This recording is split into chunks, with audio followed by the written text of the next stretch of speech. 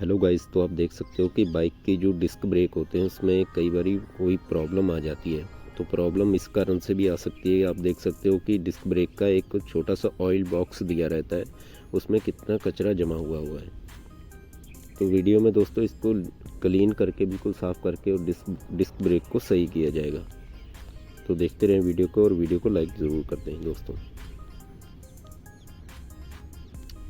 तो दोस्तों आप देख सकते हो इसमें ऑयल चेंज किया जा रहा है।